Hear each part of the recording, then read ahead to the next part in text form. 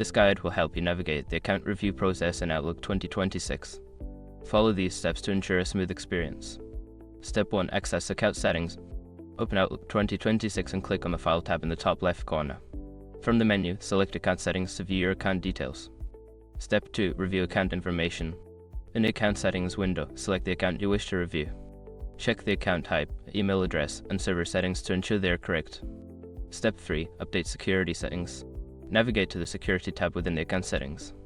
Here, you can update your password and enable two-factor authentication for added security. Step 4. Check sync settings.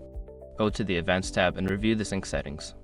Ensure that your email and calendar are set to sync properly with the server. Step 5. Save changes and exit. After making any necessary updates, click OK to save your changes. Close the Account Settings window and restart Outlook to apply the updates.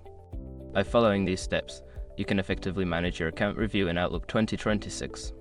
Regularly checking your account settings can help maintain security and functionality.